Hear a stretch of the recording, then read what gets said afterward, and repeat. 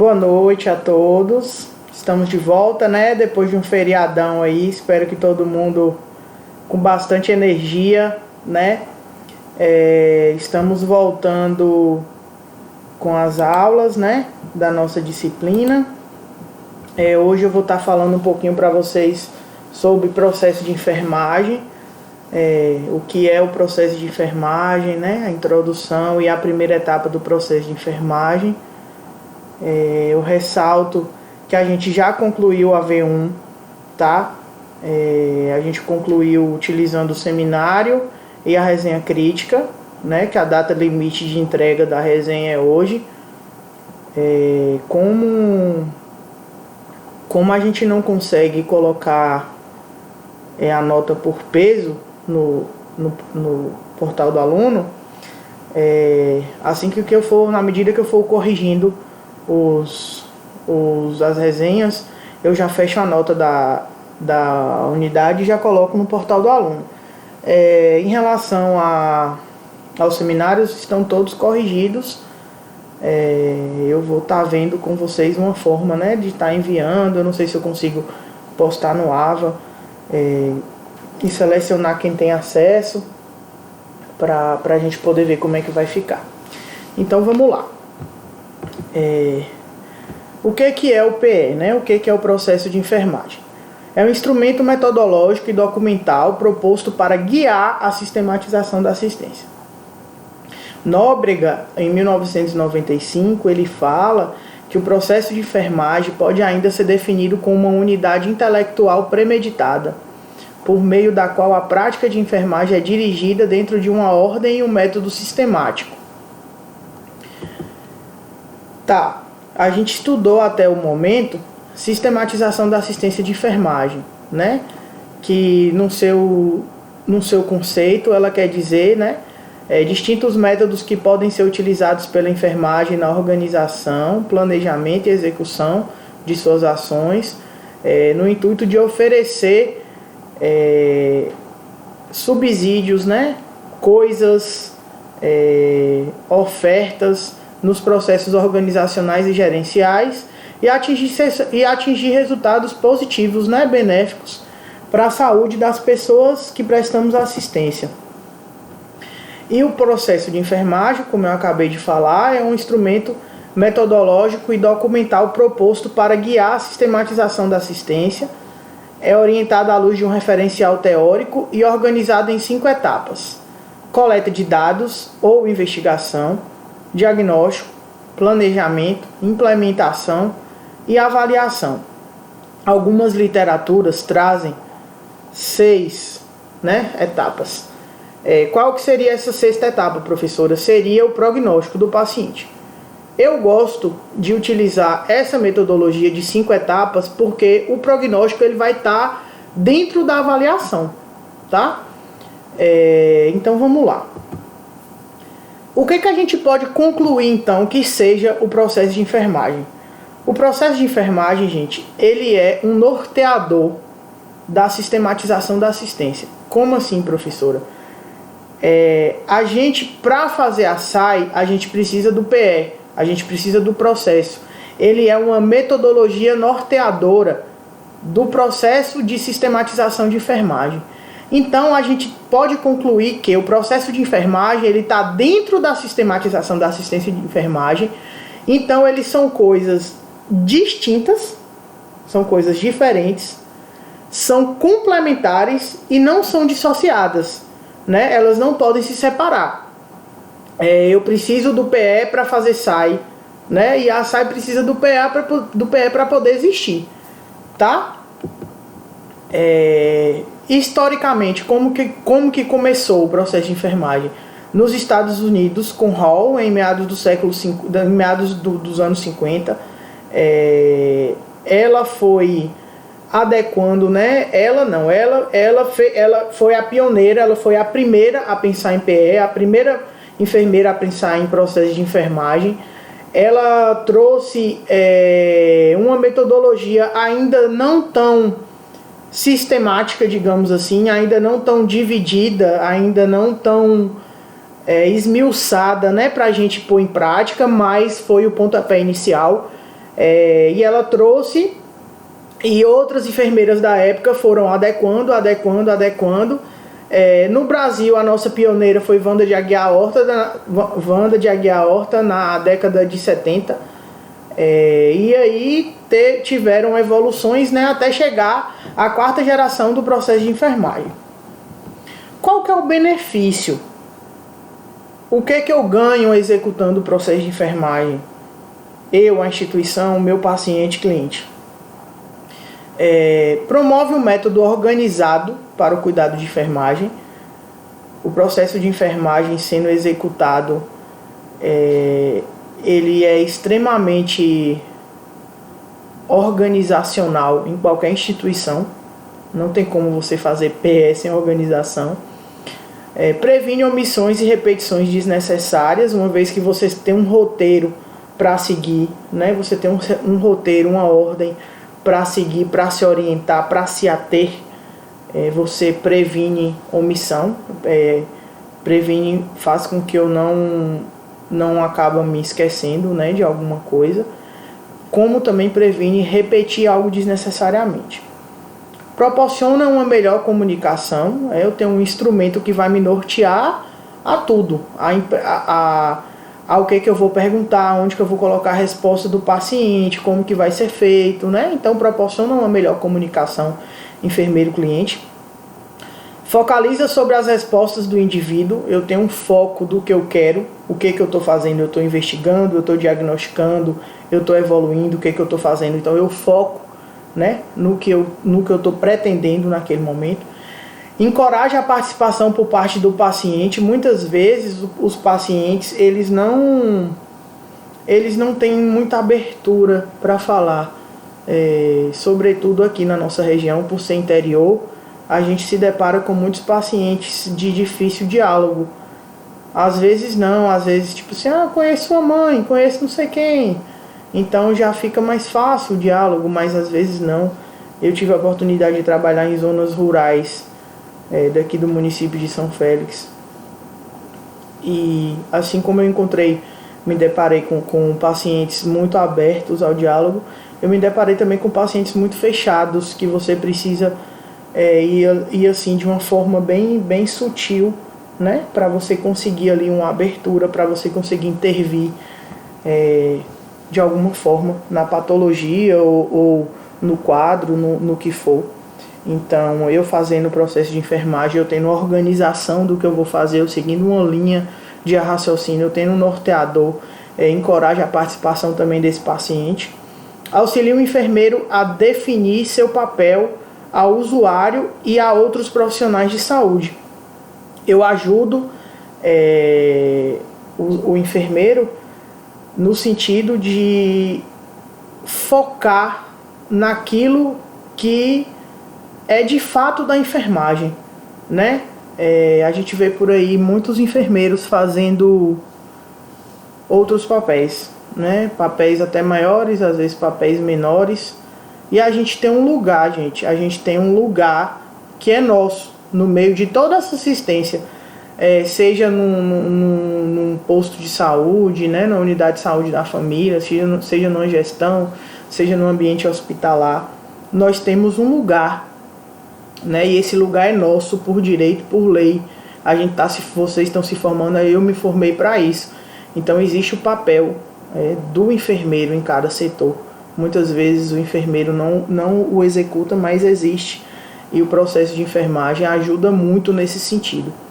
Aumenta a satisfação profissional, né? Você está ali trabalhando com um instrumento que vai te ajudar a desenvolver o seu trabalho, acentua o desenvolvimento de habilidades cognitivas e melhora também suas técnicas, né?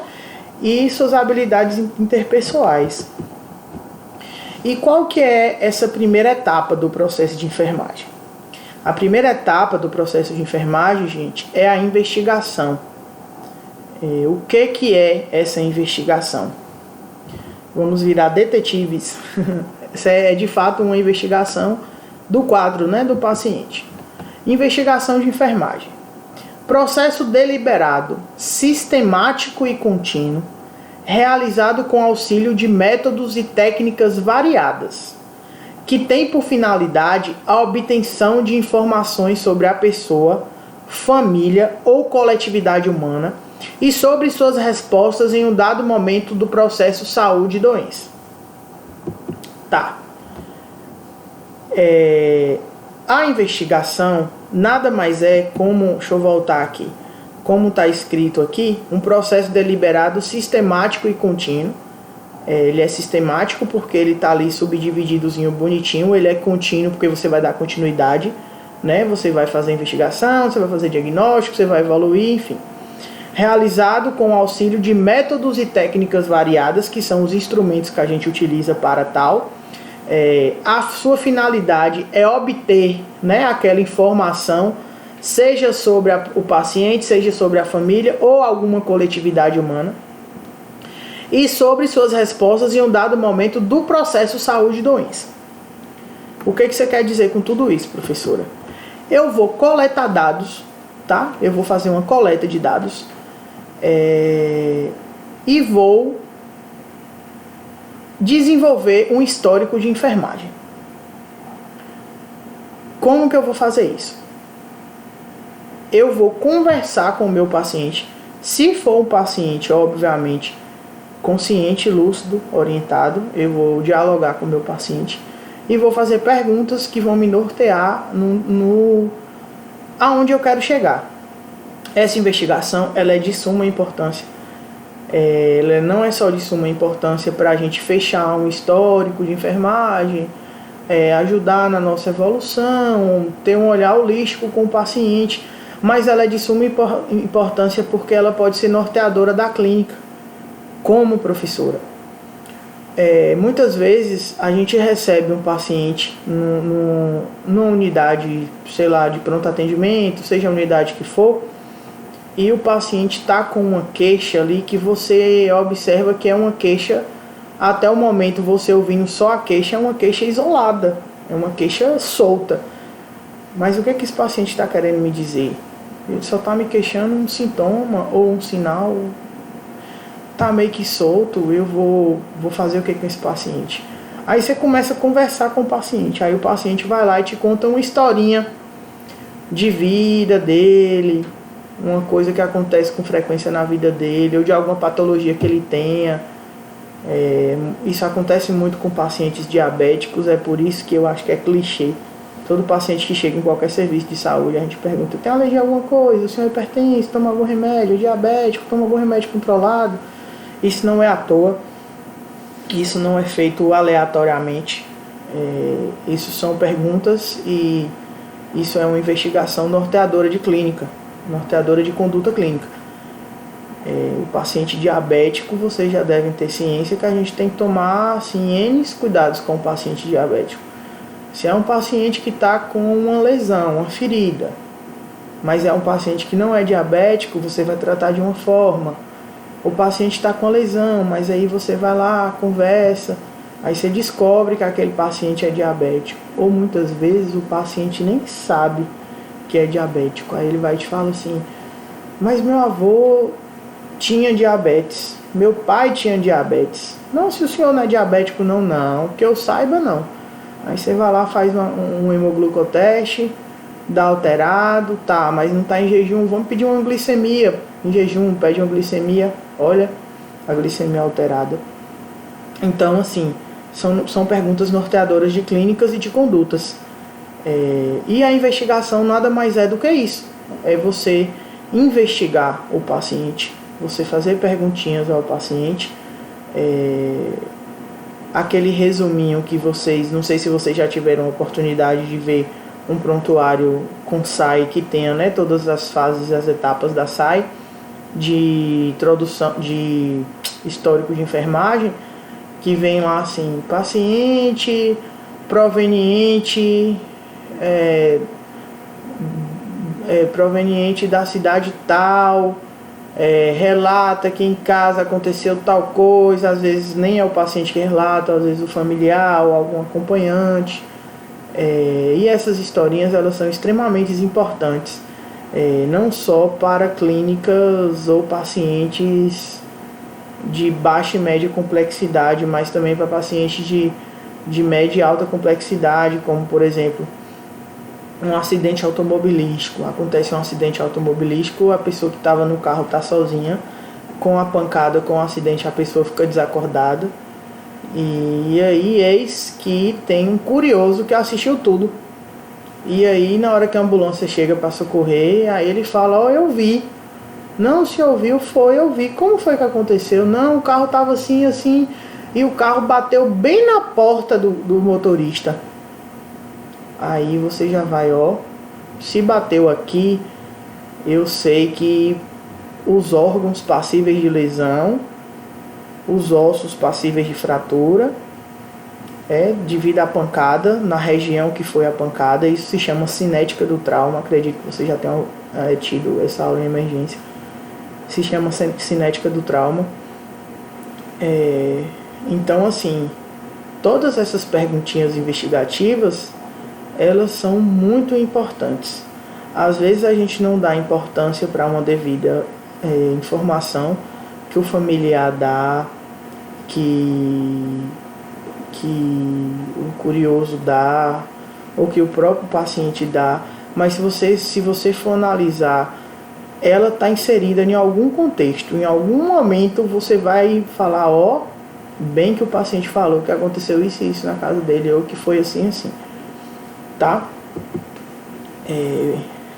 E essa coleta de dados, como que a gente vai fazer, né? Como que a gente vai proceder com essa coleta de dados? A primeira coisa que a gente vai fazer é buscar informação básica, né? Que vai definir ali naquele momento os cuidados que a gente vai tomar frente àquele paciente. Naquele momento, tá? Como eu falei, essas informações podem ser passadas pela família, por curioso, pelo próprio paciente ou por alguém que esteja envolvida, né? Vai ser perguntado se tem alergias, se tem uma perguntinha que a gente usa muito em pré-natal, né? Se você tem pressão alta, você tem diabetes? Não. E seu pai, na sua família tem alguém que tem? Porque existe a hereditariedade de algumas patologias. Então a gente tem que sempre estar lembrando, né, que existe essa hereditariedade que às vezes até o paciente nem teve ainda aquele start: ó, eu tenho um avô e vó diabético e hipertenso. É melhor eu me atentar para alguma coisa, porque pode ser que eu também tenha, né?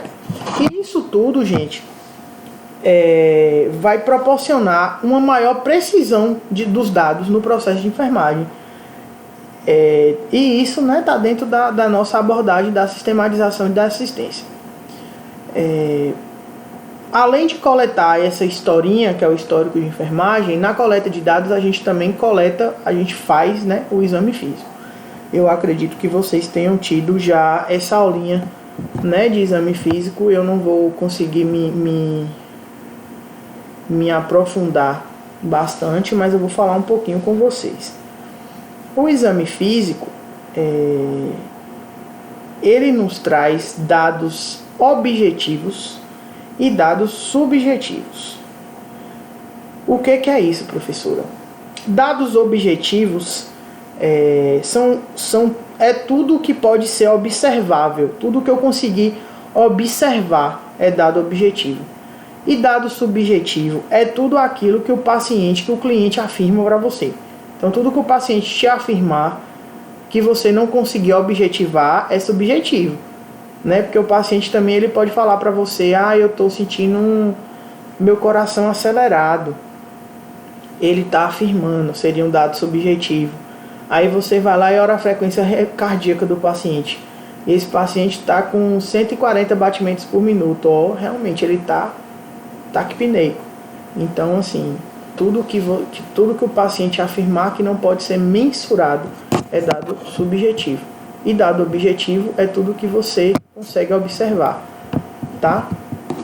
E esse exame físico? Como é esse exame físico? Existem as etapas do exame físico, como vocês já devem conhecer. A primeira etapa é a inspeção, né? Que nada mais é do que o processo de observação, o processo observacional, é um exame mesmo visual das partes do corpo desse paciente. E tem também a inspeção estática do tórax, né? Que consiste na gente observar a frequência respiratória, os movimentos respiratórios. O que eu vou observar com essa inspeção? O que eu vou analisar, né, nesse momento de inspeção do paciente? Eu vou analisar pele e suas alterações. Eu vou analisar a presença de cicatrizes. Por que é importante eu analisar a pele? Porque a coloração da pele, a situação da pele, o turgor da pele me diz alguma coisa. A presença de cicatriz me diz que esse paciente também já passou por algum procedimento ou por algum trauma, né? A presença e localizações de fístulas. Fístulas é quando o organismo abre um pequeno orifício, um ósteo, né? Para externar algum tipo de secreção. Não é fisiológico, mas o organismo ele tem essa válvula de escape, digamos assim.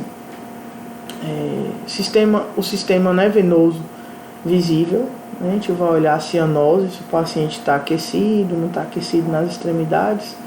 Presenças de edema, se o paciente está edemaciado, se esse edema é local, é generalizado. As atrofias, né? Se esse paciente tem algum músculo atrofiado, se ele tem alguma alteração óssea, alguma alteração articular, se ele tem alguma deformidade visível, né? A gente está falando de inspeção, então é tudo que eu vejo. Então, se esse paciente tem alguma atrofia muscular visível ou alguma alteração óssea articular visível.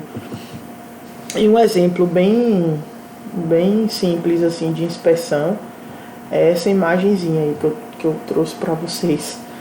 Que assim, se você pedisse para mim, Amanda, avaliar essa imagem, antes mesmo de falar o objetivo da inspeção que está aqui, eu iria falar que esse paciente ele está com a pupila um pouco dilatada, né? Como eu trabalho com oftalmologia, já é meio que automático. Mas eu trouxe essa imagem para poder trazer para vocês a icterícia da esclera ocular, da esclera óptica. Icterícia é uma coisa bem assim, bem fácil, né, de você na inspeção avaliar e ao mesmo tempo imperceptível. Muitas vezes você vê e você não tem assim aquele start. Isso aconteceu comigo, inclusive, né? Eu nasci ictérica, meu irmão nasceu ictérico e meu filho mais velho nasceu ictérico. E mais ou menos assim no terceiro, quarto dia que eu estava em casa com minha mãe, eu tinha acabado de dar banho nele, tava vestindo a roupinha nele assim, ele de perfil. Eu virei para vestir o casaquinho, ele de perfil. E eu observei nessa regiãozinha aqui do rosto, da face dele, que ele estava bem amarelinho. Aí eu chamei minha mãe, né? Falei, mãe, você não tá achando que esse menino tá amarelo, não? Minha mãe, tá, esse menino deve estar ictérico, eu vi também. Eu vi, olha, mãe, você já sabe. Eu vi, mas eu não quis lhe falar para não lhe preocupar. Aí eu fiquei, olhei, falei, rapaz. Aí tem toda aquela questão cultural, né? Dá chá de picão, dá banho de picão. Minha mãe, já vou mandar sua tia providenciar o picão e não sei o quê. A icterícia, ela tem os graus, né? A depender do nível e do grau, você precisa colocar essa criança no fotossensor para tomar banho, né? Daqueles raios de luz. Daí eu voltei com ele para maternidade, para ele passar na pediatra. A pediatra tirou a roupinha dele toda, avaliou, né? Analisou ele todinho, falou, não, Amanda, tá tranquilo, graças a Deus. Só o sol matinal mesmo resolveu. Ou foi o chá de picão, sinceramente não sei lhe dizer. Foi dado banho de picão, porque se eu não desse também eu ia ser esfolado em casa. mas o sol matinal, né, que é importantíssimo aí para ativar, né, os raios necessários para poder estar revertendo, né, a icterícia. Nossa segunda etapa do exame físico é a palpação, né? A palpação, ela envolve o nosso sentido do tato, né? E ela vai avaliar resistência, elasticidade, textura, várias coisas, né? Da palpação. Se o paciente tem alguma sensibilidade, se tem alguma resistência, enfim. O que a gente tem que lembrar sempre na palpação? Unhas aquecidas, né? Unhas aquecidas, oh meu Deus. Unhas cortadas, mãos aquecidas, e assim, né, gente? Não pode ser também aquela mão áspera, grosseira, que também não dá. E o que a gente avalia na palpação? Textura, temperatura, umidade, vibração. Muitas vezes a gente palpa para sentir a vibração de um órgão, ou o pulsar de um órgão, ou a rigidez, né? A espasticidade, se ele se expande. E a presença de algum nódulo, alguma massa, alguma crepitação, alguma coisa do tipo. Ela pode ser realizada de diversas formas, né? Pode ser realizada com a mão, com duas, né? Com digitopressão, com vitropressão. Digitopressão é quando a gente aperta assim, a gente usa muito a digitopressão para avaliação de edemas. Tá? Um exemplo de palpação é o autoexame da mama. Assim, um exemplo clássico, né, de palpação, na realidade de como o nome diz, né, de um autoexame físico. Percussão é a nossa terceira etapa. Aqui, né, nós vamos bater com as pontas dos dedos, né, para demarcar regiões no corpo do paciente, né? A gente vai estar batendo para demarcar. O princípio da percussão é o de que ao bater, né, ao realizá-la, ao ser efetivada em uma determinada estrutura, em um determinado órgão, a gente vai ter de retorno uma vibração, né? E essa vibração ela pode ser em forma de, geralmente ela é em forma de som, né? Conforme a característica percutida, conforme a característica do que a gente realizou. Pode ser direta, pode ser uma percussão direta, né? Com os dedos, né? A digitopressão, com golpes, né, digitais dados num determinado local ou num determinado órgão, né?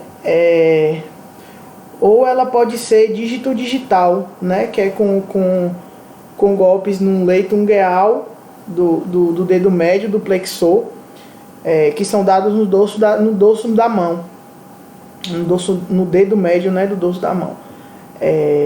Lembrar sempre que a percussão, ela não é um movimento de membro, tá? Ela não é para ser movimentada o antebraço, o membro. Ela é um movimento de pulso. Então a percussão, ela tem que ser realizada com movimento de pulso, tá? E nunca com movimento do membro. E são alguns sons, né? São 6 sons na realidade, básicos da percussão, que é o tipânico, que é tipo um tambor, ressoa tipo um tambor, que geralmente é uma víscera vazia. O ressonante oco, né, que é um pulmão normal. O hiperressonante, que é um pulmão geralmente enfisemático, enfisematoso, com enfisema, né, pulmonar, é um enfisema pulmonar. Maciço, que é o exemplo do fígado, uma percussão sólida, né, submaciço, que geralmente é uma víscera que está com a presença de líquido, e um som claro, né, que é o músculo, geralmente é o músculo percussão do tórax, né, produz vibração na parede torácica. Aqui é o exemplozinho de percussão, né, observem nessa segunda imagem aí a mãozinha do enfermeiro que está fazendo o exame, demarca o pulsozinho dele, né, bem característico de que a movimentação é do pulso e não do membro, tá? E a nossa quarta etapa do exame físico é a ausculta. E essa ausculta? Gente, essa ausculta já evoluiu assim significativamente e graças a Deus. Por quê? A ausculta significa ouvir aqueles sons produzidos pelo corpo que são inaudíveis sem o uso de instrumento. Tá. Antigamente, a gente não tinha instrumento. Então, como que era feita essa ausculta? Era de fato uma ausculta direta. Você ia lá e colocava, o paciente está aqui, você chegava aqui e botava sua orelha no órgão, na região que você queria realizar a ausculta. Lá no século XIX é que começaram a ser criados, né, os primeiros estetoscópios, que eles foram baseados nos princípios das amplificações de ondas, né, de ondas sonoras. Antes do século XIX, antes do estetoscópio, tivemos o pinar, que é esse desenho aí, marrom que vocês estão vendo aí, que essa parte aberta, essa boquinha aberta, você coloca no órgão, ou aonde você quer fazer a ausculta, e a outra partezinha, que é achatada com orifíciozinho, você coloca a orelha. Eu não sei se vocês já tiveram a oportunidade de utilizar, mas eu, de vez em quando, assim, quando acontece de eu ter que fazer um pré-natal, uma coisa, eu gosto, né? É sempre bom para você exercitar, aguçar seus sentidos, na verdade, né? Isso de fato nada mais é do que sentido aguçado. Você vai utilizando, você vai aguçando seu sentido para poder você ficar fera naquilo. Obviamente que hoje a gente tem aí, né, o estetoscópio, que hoje já existem marcas de estetoscópio aí que, se deixar, ele fala sozinho. Existem estetoscópios assim, caríssimos, muito caros mesmo, o Litman e por aí vai. Quais os cuidados, né, que a gente deve tomar quando a gente está fazendo a ausculta do paciente? A gente tem que tomar cuidado com o ambiente, né? Tem que ser um ambiente sempre muito silencioso. A posição do paciente, o paciente ele tem que estar ou em decúbito dorsal, ou sentado, ou em decúbito lateral esquerdo. A gente deve instruir o paciente a depender do tipo de ausculta que a gente está fazendo. Respira fundo, ou então respira e segura, depois solta, né? Todas essas instruções. A campânula, né? Quando a gente quer fazer uma ausculta de baixa frequência, ou diafragma, né? Orientar a questão do diafragma quando a gente quer fazer uma de alta frequência. Essa técnica, né, de exame dá para a gente avaliar vários órgãos, né, como pulmão, coração, artéria, intestino. Nós enfermeiros utilizamos muito a ausculta, né, assim, um enfermeiro que de fato atua no sentido da clínica médica de fazer o exame e tal. Ele é um enfermeiro que ausculta pulmão, ausculta coração, intestino, né. Já auscultei muito intestino. Tem uma paciente que eu tomo conta do home care, que ela usou sonda nasoentérica por 2 anos. Então toda vez que eu passava a sonda ou que tinha alguma intercorrência com a sonda, eu tinha que ir lá, né, fazer os testezinhos do copo d'água para ver se a sonda tá no pulmão, fazer a seringa de ar e auscultar para ver se o ar tá passando no intestino. Mas assim, bem interessante. Então, significa de fato ouvir sons inaudíveis, que são inaudíveis, né, com o uso do instrumento que hoje em dia é o estetoscópio. E o exame físico geral, ou exame físico total, desculpa, o exame físico total. O que é o exame físico? O exame físico, não, além dessas 4, né, a gente vai juntar tudo. A gente vai fazer histórico, a gente vai perguntar, a gente vai fazer o exame físico, e aí o que a gente vai avaliar nesse paciente? Então, tudo. O que a gente vai avaliar? A gente vai avaliar o estado geral do paciente. O que é o estado geral? Bom estado geral, regular estado geral e mau estado geral. Existe uma siglazinha que a gente geralmente utiliza, né? BEG, REG e MEG. BEG, bom estado geral, REG, regular estado geral e MEG, mau estado geral. Eu costumo dizer que é simples, é só você fazer... Ai, a perna doeu. É só você fazer uma pergunta. Assim, meu paciente, ele tá com cara de doente? Porque aí eu vou conseguir quantificar qual que é o estado geral desse paciente. Sinais vitais, né? Sinais vitais.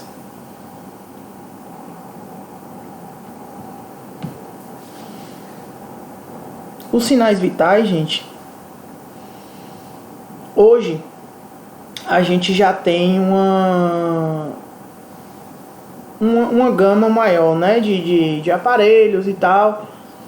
Então, eu acredito que vocês, como vocês já devem ter visto exame físico, acredito que vocês já devem ter visto isso também, que sinal vital não é só temperatura, pressão,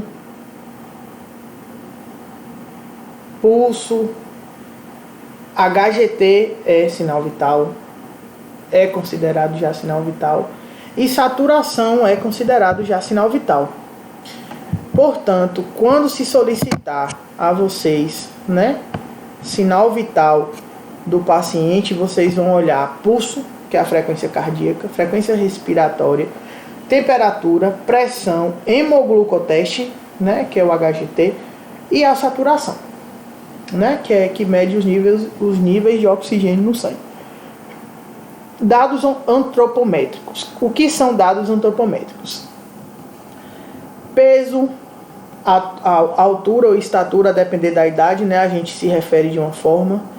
A envergadura. O que é a envergadura, professora? É a medida entre os extremos membros superiores e a abdução de 90 graus. Em abdução de 90 graus, na realidade. A circunferência abdominal. Antigamente, quando a gente fazia atendimento de hiperdia, né, que é o atendimento ao paciente com hipertensão. Ai, desculpa, gente.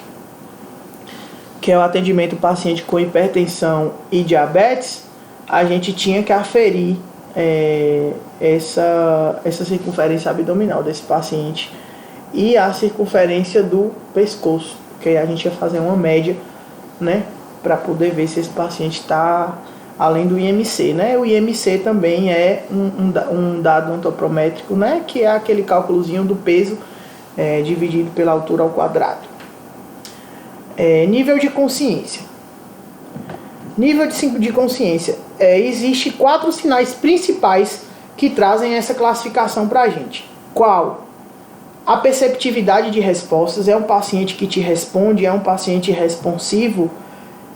A reatividade. Esse paciente reage, ele reage sozinho, ou ele só reage a estímulos, ou ele não reage. Deglutição, né? Reflexos, alerta. E a sonolência, se é um paciente torporoso, se ele já está em coma, se esse coma é superficial, é profundo. Na realidade, eu acho que para mensurar nível de consciência é geral, né? É a escala de coma de Glasgow, né? Que você já deve ter ouvido falar, que vai graduar e te dar a notinha, e pela notinha você vai ter uma noção do nível de consciência do paciente. Estado de nutrição e de hidratação e estado de nutrição são ali primos irmãos, estão bem próximos, né? Em estado de hidratação você vai avaliar se o paciente ele está desidratado, na verdade de estado de hidratação e nutrição. O que a gente avalia?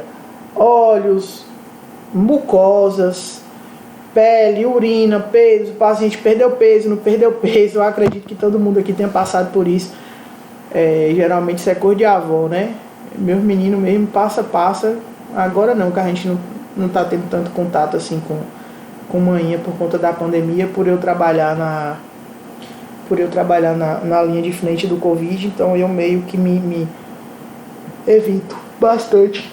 E quando vou na casa de minha mãe, vou de máscara e tal. Mas minha mãe vira e mexe, chega assim e faz assim, ó, pra ver se aqui dentro do olho, se tá branquelo, se tá vermelhinho, se tá hiperemiado, né? Isso é, de fato, um sinal de má nutrição, de má hidratação. É a primeira coisa, né? Isso se... Acredito que esse exemplo que eu dei, vocês devem estar dando risada aí, porque acho que todo mundo já passou por isso.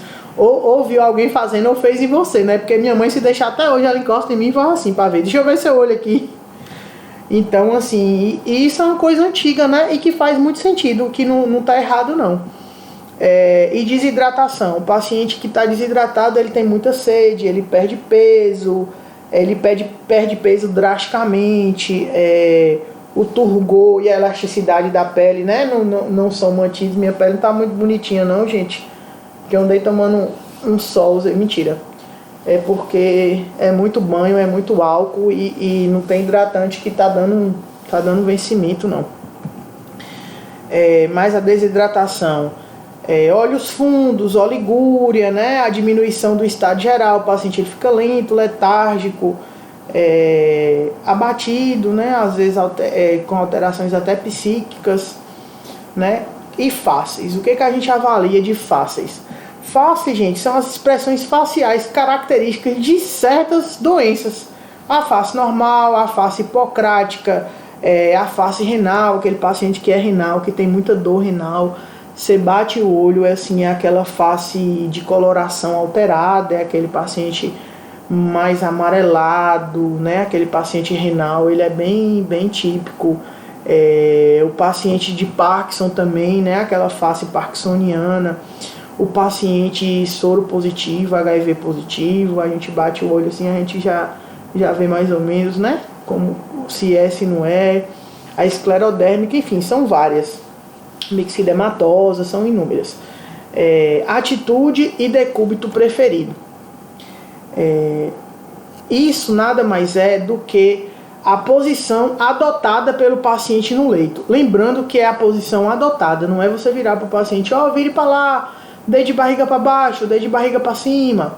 Eu tô dizendo isso, gente, dedo de barriga para baixo, né? Dedo de decúbito. Se eu virar para qualquer pessoa e dizer assim, bora, deita ali, deita como? Deita de decúbito ventral, ninguém vai saber o que é. Então, pro paciente, a gente realmente fala assim, a gente não escreve isso no prontuário, mas a gente fala, dona Maria, por favor, deite aí com a barriguinha para baixo, né? Porque o paciente, ele de fato não vai lembrar, né? Saber, não é nem lembrar, é saber. Então, atitude e decúbito preferido é essa posição que o paciente adota sozinho, sem você pedir. Ou no leito ou fora do leito. Às vezes é um paciente que prefere ficar encostado numa posição mais tortinha, mais torta para um lado do que torta para o outro, porque se entortar para o outro lado incomoda, porque se ficar ereto incomoda, né? E isso geralmente acontece porque alivia alguma dor. Ele não está troncho porque ele quer. Às vezes ele é deformidade física, né? Muscular, musculoesquelética, enfim, às vezes é por dor, né? Então você tem que saber também avaliar. Se ele é um paciente que fica com atitude ortopneica, né? Se é um paciente que fica de cócora, gente, eu já passei por essa experiência. Eu já passei por essa experiência de uma paciente. Eu trabalhava num determinado hospital e aí mandaram me chamar que tinha uma paciente que queria passar pelo médico, mas que a paciente estava lá na recepção e eu sem entender porque o povo estava me chamando para eu entrar, eu fui. Quando eu cheguei lá fora, a paciente era uma paciente psiquiátrica e a paciente estava de cócoras. E eu virava para ela, meu amor, sente aqui na cadeira. Não, tô bem, eu quero ficar aqui.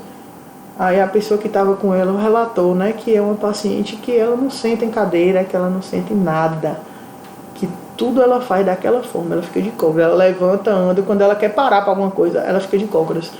Então, assim, tudo isso tem que ser avaliado também, tá?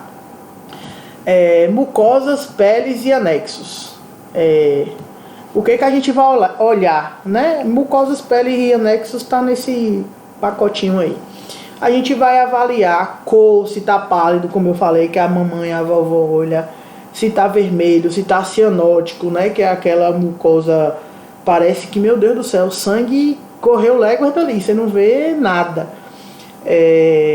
Se essa cianose, né? Se é cianose, essa cianose você vai avaliar se ela é central ou se ela é periférica. Você vai analisar icterícia, né? Nessas peles, mucosas, peles e anexos. Você vai avaliar como é que está elasticidade, integridade da pele, pelo, né? Se o pelo está bem distribuído, está alterado, tem lugar que não cresce pelo, mas teve alguma lesão ali, tem cicatriz, ou é porque que não cresce pelo.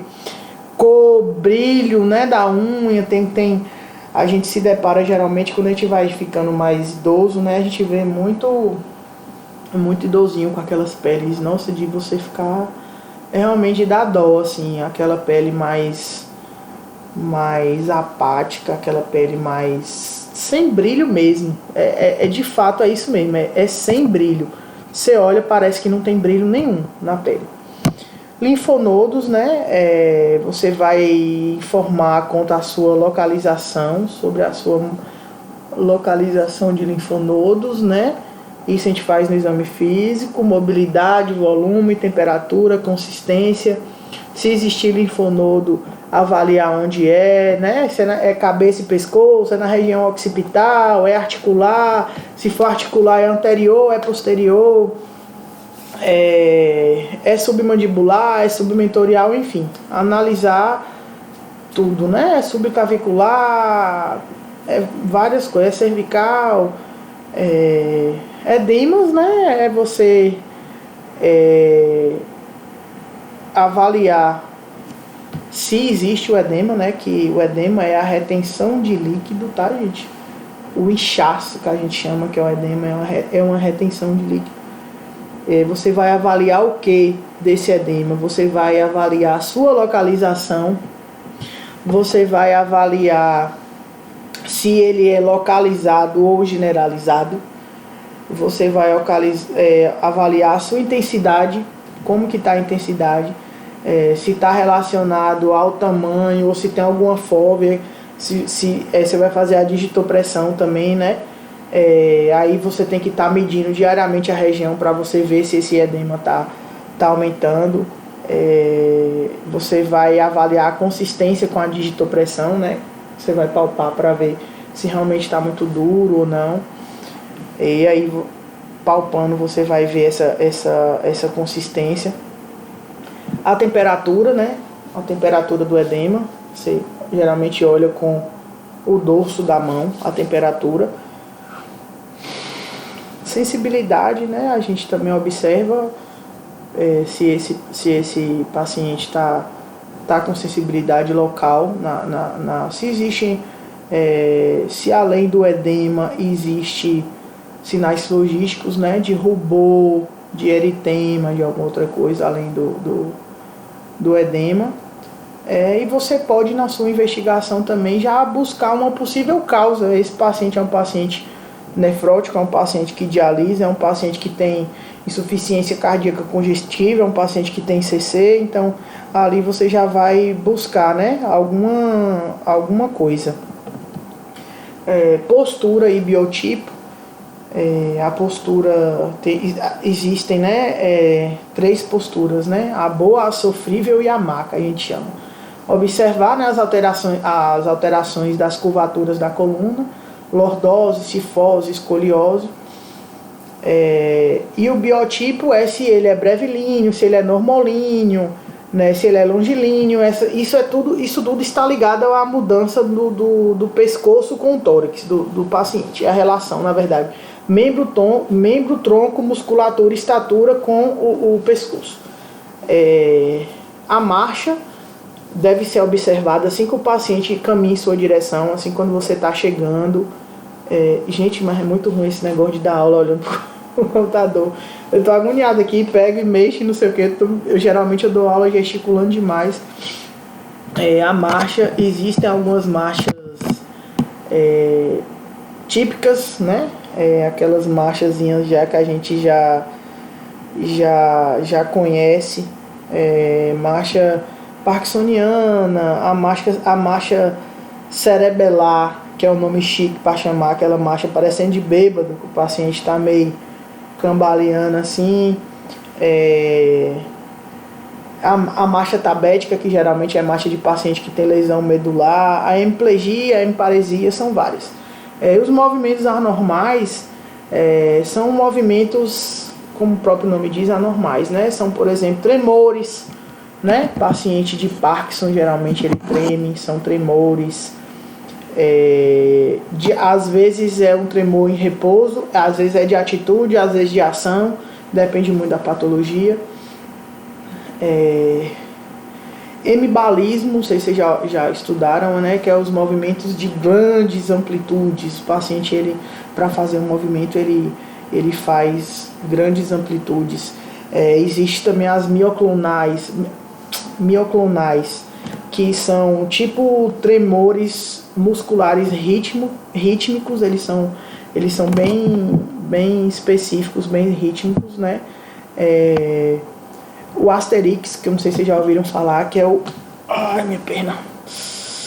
Que é o flapping, que é parecido com o bater das asas. A gente chama de Asterix, que é o flapping. Tiques, né? Que pessoas que ficam repetindo, um exemplo. Tem pessoa que tem algumas coisinhas assim. E convulsões, né? Que são movimentos musculares súbitos, que podem ser generalizados ou não. Às vezes a convulsão ela pode ser só, por exemplo, uma convulsão ocular. Não sei se vocês já viram, mas o paciente só convulsiona o olho, ou algum tremor clonal. Tá? Aí eu dei uma pinceladazinha geral nessa questão do exame físico, porque a gente vai usar. Então eu sugiro que quem ainda não deu uma estudada em exame físico, gente, exame físico é para a vida toda. Busquem exame físico o tempo inteiro, estudem. Dominem a teoria, como eu falo sempre com vocês. Vamos lá. Eu trouxe aqui um modelinho de histórico de enfermagem, né? Depois que a gente fizer essa investigação, a gente fizer essas perguntas, a gente vai fazer o que com tudo isso? Porque a gente vai ter lá os tópicozinhos. Nome, idade, paciente chegou como... Enfim, depois a gente passa pro exame físico. E como que a gente bota isso no papel, professora? Dessa forma. Obviamente que aqui é um histórico de enfermagem bem resumidinho, porque não tinha como a gente fazer uma coisa absurda. Eu trouxe um casozinho bem simples, né? O paciente, a sigla do paciente, 73 anos, sexo feminino, é admitida na sala amarela da emergência do Hospital Getúlio Vargas em 1º de setembro de 2020. Com história de dispneia e tosse produtiva há aproximadamente 5 dias. Acompanhante relata episódio febril no dia anterior à consulta, além da diminuição das atividades diárias e bastante sonolência. O paciente possui histórico de tabagismo há aproximadamente 40 anos e tem hipertensão arterial sistêmica descontrolada. Esse é um modelinho bem basicão mesmo, assim, de histórico de enfermagem. A gente coloca o que é importante, porque não precisa, por exemplo, eu não preciso colocar Dona Maria não tem diabetes, não preciso colocar, porque se não está no histórico, ali é um histórico do que é relevante da paciente, tá? Exame físico. Geralmente a gente coloca, por exemplo, fez histórico de enfermagem, paciente tal. Quando termina a gente coloca assim, ó, ao exame, paciente em EG comprometido. Em EG, professor, o que é isso? Estado geral comprometido. Professora, mas você não disse que é BEG, MEG, REG? Sim, disse. Mas eu não consegui quantificar. Eu fiz aquela perguntinha, esse paciente... Ele tá realmente doente. Eu senti uma alteração, mas eu não sei se é REG ou é MEG. Estado geral comprometido. lote, lúcida, orientada em tempo e espaço, isso aí vocês já devem saber. Desidratada, hipocorada, não deambula, higiene satisfatória. Couro cabeludo, íntegro e sem sujidades. Pupilas isocóricas e fotorreagentes. Ó, isso aí já tá me dizendo que em coma ela não tá. Pavilhão auditivo íntegro, sem sujidades. Cavidade nasal permeável ao fluxo aéreo. Instalada sonda nasogástrica conforme prescrição médica. Dispineica e taquipneica com suporte de O2, 2 litros por minuto via Venturi a 50%. Cavidade oral, lábios hidratados, língua higienizada, arcada dentária incompleta. Região cervical com mobilidade mantida, glândula tireoide não palpável e não visível. Expansibilidade torácica mantida, movimentos positivos. Com sibilos, ausculta cardiovascular, bulhas cardíacas normofonéticas em 2 tempos. Coração tá, ó, show de bola. Abdômen plano, flácido e indolor à palpação. Ruídos hidroaéreos presentes. Acesso venoso periférico em membro superior esquerdo, pérvio e hidrolisado.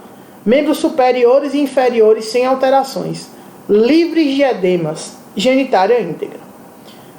Uma dúvida que eu acredito que vocês tenham. Por que eu relatei da sonda ali no início?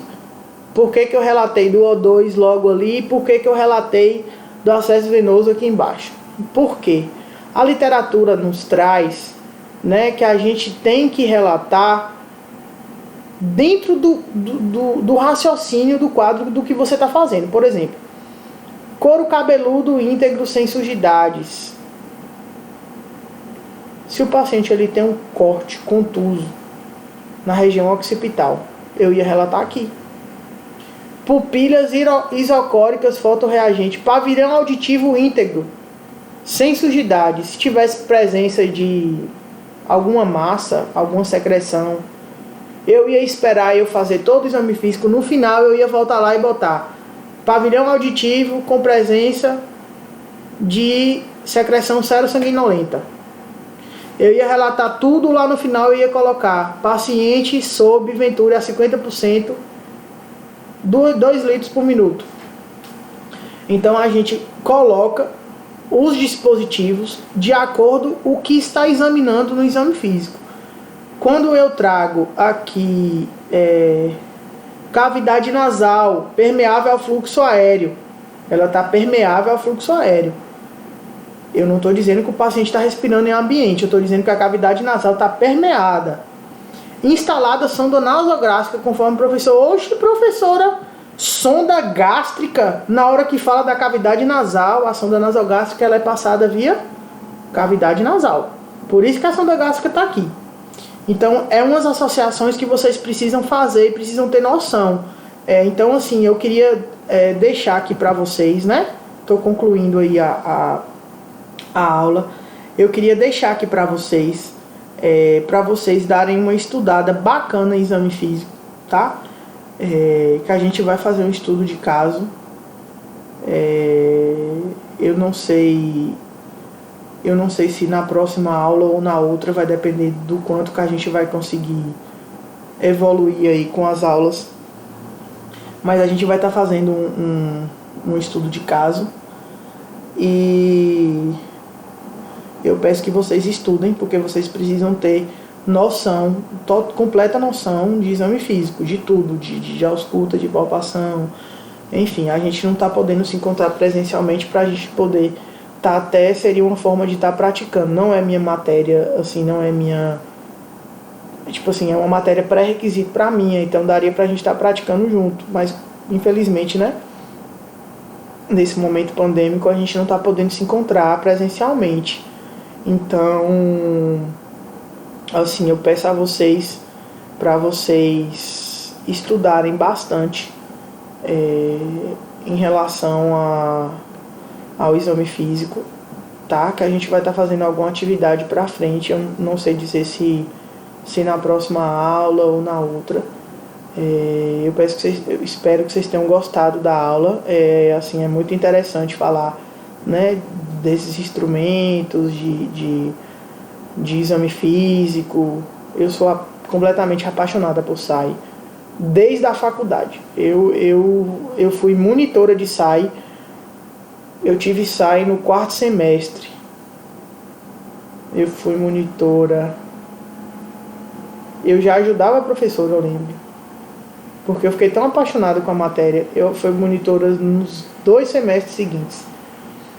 E assim, quem já trabalhou comigo, ou quem trabalha comigo, sabe o tanto que eu sou sistemática, não, brincadeira, o tanto que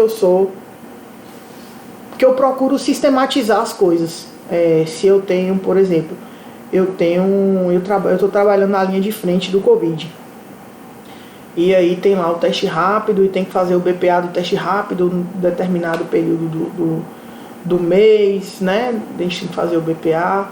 Só que aí eu ficava, poxa, mas aí eu vou ter que esperar chegar até dia 20 que eu tenho que fazer o BPA para poder mandar.